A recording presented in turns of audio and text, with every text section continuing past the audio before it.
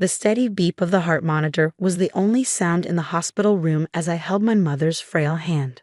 Her breathing was shallow, each intake of air seeming more difficult than the last. In these final moments, I wanted to remember everything about her: the gentle wrinkles around her eyes, the calluses on her hands from years of working our family farm, the faint lavender scent she always wore. "It's time to let go, Mom," I whispered, brushing back her silver hair. "The farm will be okay, I promise." I felt David's hand on my shoulder, his grip uncomfortably tight. My husband of 8 years, standing behind me like a dark shadow as my world crumbled. The heart monitor's rhythm began to slow. That's when he leaned down, his lips brushing against my ear. "Once she's gone, the farmland is mine. Object, and you'll never see Emma and Lucas again." My blood ran cold, but I didn't turn around. I kept my eyes fixed on Mom's face, watching as her last breath escaped her lips. The monitor flatlined, its harsh tone cutting through the room like a knife. I'm Olivia Harrison, and at 34, I was about to learn just how cruel the man I married could be. The next few days passed in a blur of funeral arrangements and paperwork. Our small farming community in Cedar Grove rallied around us, bringing casseroles and offering condolences. But beneath their sympathy, I could sense their uncertainty. Everyone knew the Harrison family farm was one of the most valuable properties in the county. 500 acres of prime agricultural land that had been in my family for 4 generations. David played his part perfectly. The grieving son-in-law, supportive husband, devoted father. He held my hand at the funeral, wiped away my tears, and made sure our children, Emma, 7, and Lucas, 5, were always perfectly behaved. But I caught the calculating looks he gave the farmland when he thought no one was watching. "The kids are finally asleep," David said, walking into our kitchen that evening. He loosened his tie and poured himself a whiskey. "We need to talk about the farm." I stood at the sink, staring out the window at the fields bathed in moonlight. The old scarecrow in the north field, the one Mom had insisted on keeping despite its weathered appearance, stood sentinel in the darkness. "There's nothing to talk about," I replied, keeping my voice steady. "The farm stays in my name just like Mom wanted." David's laugh was cold. "Come on, Olivia, be reasonable. You know nothing about running a farm. I have connections, investors interested in development. We could make millions. By destroying everything my family built." I turned to face him, seeing the stranger who had replaced my husband. "This isn't just land, David. It's our heritage, our children's inheritance." His expression hardened. "I've already spoken to my lawyer. Either you sign the property over to me, or I'll make sure you never see Emma and Lucas again. My family has enough influence to make that happen." "You're threatening to take my children." The words felt like acid in my mouth. "I'm giving you a choice." He finished his whiskey and set the glass down with deliberate care. "Be smart about this, Olivia. You have until the end of the week to decide." As he walked away, I gripped the counter to steady myself. How had I not seen this coming? The signs had been there: his increasing interest in the farm's finances, the mysterious phone calls, the subtle comments about my mother's mental state in her final months. Later that night, I couldn't sleep. I found myself walking through the moonlit fields, my bare feet cold against the dewy grass. The old scarecrow loomed ahead, its faded overalls and hat silhouetted against the stars. Mom had always said it was special, that it watched over the farm's secrets. I thought it was just one of her whimsical stories. Standing before it now, I noticed something odd. The left pocket of its overalls was bulging slightly, the fabric weathered but intact. Reaching inside, my fingers touched something smooth and cold. A key, old and brass, with a familiar pearl charm attached. My heart raced as I recognized it. Mom's special key, the one she always worn around her neck, but had mysteriously lost 2 months before her death. She'd been so insistent of the scarecrow, about its importance. Had she known? Had she seen this coming somehow? Clutching the key, I hurried back to the house and up to Mom's study. The room was exactly as she'd left it, her collection of antique lockboxes still arranged on the shelves. The pearl charm matched one of them perfectly, a small iron box I'd never seen opened. Inside, I found a stack of documents, photos, and a letter addressed to me in Mom's flowing handwriting. As I read, tears filled my eyes. But they weren't tears of sadness. Mom hadn't just left me a farm. She left me a way to fight back. "My darling Olivia, The letter began, "If you're reading this, then my suspicions about David were correct. The scarecrow has kept our family's secrets safe for generations, and now it's protected our most important documents. Remember what I always told you. The land knows its true guardians." I stayed up all night reading, my hands trembling with each new revelation. By dawn, I knew exactly what I had to do. David might think he held all the cards, but Mom had seen him coming. She prepared for this, armed me with everything I needed. Looking out the window at the old scarecrow, I allowed myself a small smile. David had no idea what he'd started, or how it would end. The sun rose over Cedar Grove, painting the fields gold. It was time to show my husband exactly who he was dealing with. Mom had taught me well, and the farm had one more secret to share. The next morning, I moved through our daily routine with calculated precision. I packed Emma and Lucas's lunches, kissed them goodbye as they boarded the school bus, and waited until David left for his law firm in the city. Only then did I allow myself to return to Mom's study and the documents that had changed everything. Among the papers was a thick folder labeled Harrison Development LLC, a company David had secretly formed 6 months ago. There were emails, contracts, and most damning of all, recordings. Mom hadn't just suspected David's plans, she documented them. Mrs. Harrison was quite thorough. Mr. Peterson, our family's longtime attorney, said later that morning as he reviewed the evidence, "These recordings of David discussing plans to force you out, while they're quite incriminating." I sat across from his desk, clutching my coffee cup. "He threatened to take my children." Mr. Peterson's eyes hardened. "That's where he made his biggest mistake. Your mother didn't just leave you the farm, Olivia. She left you proof of David's conspiracy to commit fraud. He's been planning this takeover for years, working with developers behind my back while my mother was dying." The coffee turned bitter in my mouth. "Using our children as leverage." "There's more." Mr. Peterson pulled out another document. "Your mother suspected David might try something like this.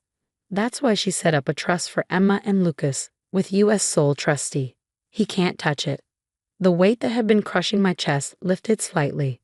Mom had protected not just the land, but my children's future too. "What do we do next?" I asked. "First, we file for an emergency custody order. These threats he made are serious. Then, we move to protect the farm's assets. The development contracts he's been arranging, they're worthless without your signature." As we planned our next steps, my phone buzzed with a text from David. "Thought about what I said. Don't make this harder than it needs to be." I didn't respond. Instead, I drove out to the north field, where the old scarecrow stood watch. The morning sun cast its shadow long across the earth, pointing toward the ancient oak tree at the field's edge. Mom's letter had mentioned the tree, and now I understood why. Kneeling at its base, I found what she described, a small metal box, buried shallow among the roots. Inside was a USB drive and another letter, this one dated just weeks before her death. "My dearest Olivia," it read, "if you're reading this, then David has shown his true colors." The drive contains security footage from my hospital room, footage he doesn't know exists. Remember when he insisted on private time with me? Now you'll know what really happened during those visits. That evening, after picking up the kids from school, I took them to my best friend Sarah's house. Just a fun sleepover, I told them, hugging them extra tight.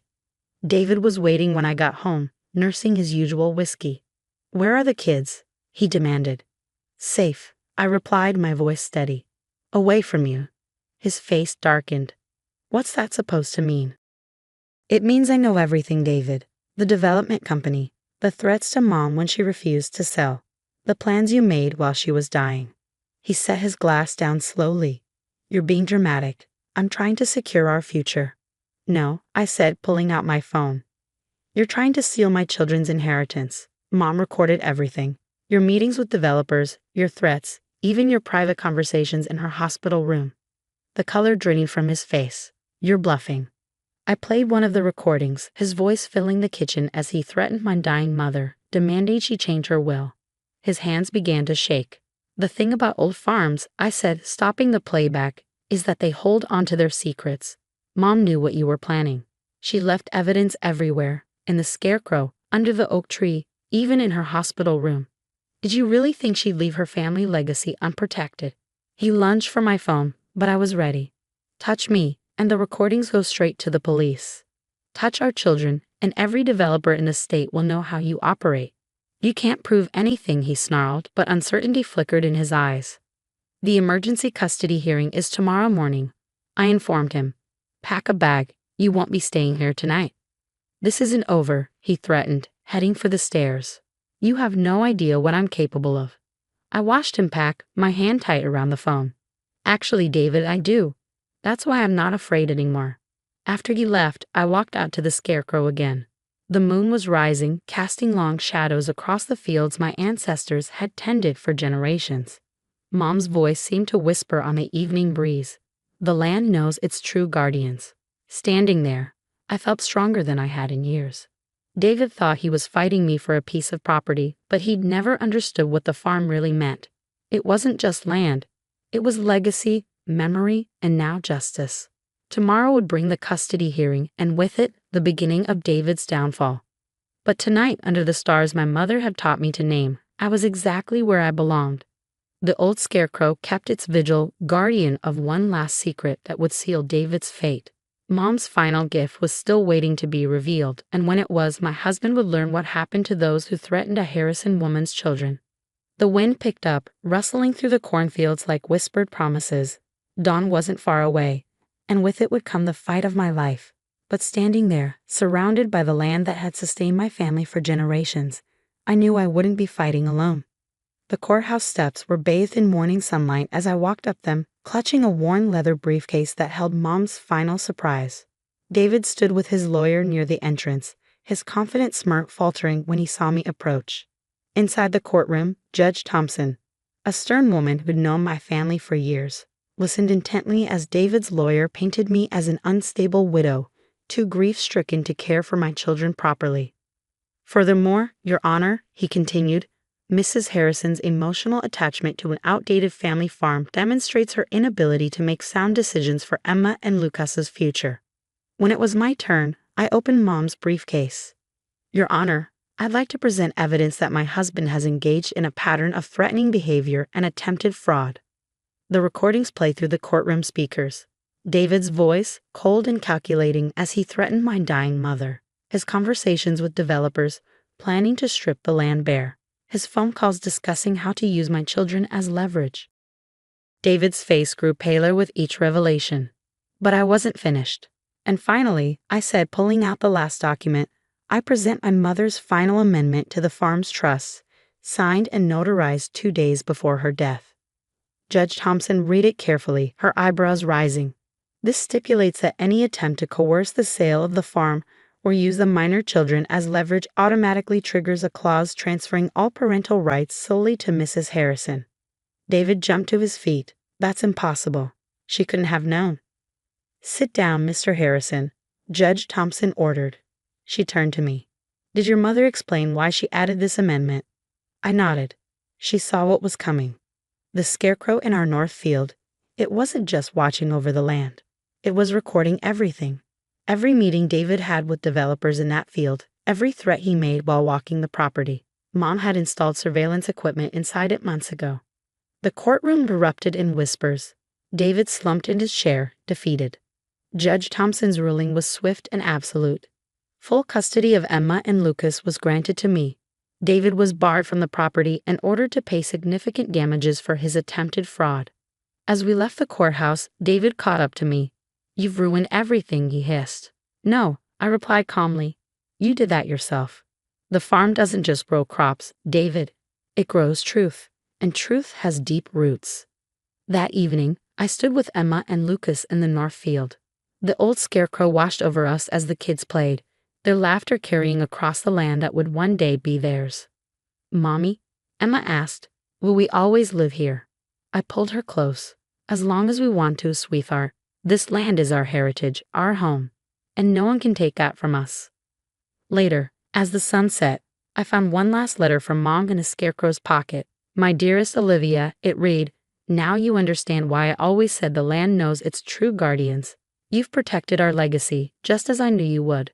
The farm is more than earth and crops. It's the story of strong women who refuse to be bullied or broken. Your children will grow up knowing that strength, just as you did. I'm so proud of you, my brave daughter. 5 years have passed since that day in court. The farm thrives under my care, It's organic produce feeding our community just as it has for generations. Emma and Lucas are growing tall and strong, learning the rhythms of the land as I did at their age. David moved away, his reputation in ruins after the truth about his schemes became public. Sometimes I hear he's trying to rebuild his law practice in another state, but his past follows him like shadows across a field. The old scarecrow still stands guard in the north field, though its surveillance equipment has long since been removed. I keep it there as a reminder that sometimes the best defense is simply watching, waiting, and trusting that truth will find its way to the surface, like seeds breaking through soil in spring. Mom was right about everything. The land does know its true guardians. And as I watch my children play in the same fields where I grew up, I know our family's legacy is secure. Not because we fought to keep it, but because we understood what David never did, that some things are worth more than money, and the strongest roots are the ones nourished by love. The sun sets over Cedar Grove each evening, painting our fields gold, and I think about how wrong David was. He thought he was fighting for land, for property, but this place, this legacy, was never just about the soil. It was about the strength of women who refused to be bullied, the power of mothers protecting their children, and the simple truth that some bonds can't be broken by threats or greed. The old scarecrow keeps its vigil, and our family farm continues to thrive, proof that the most precious inheritances aren't just passed down. They're earned, protected, and cherished generation after generation.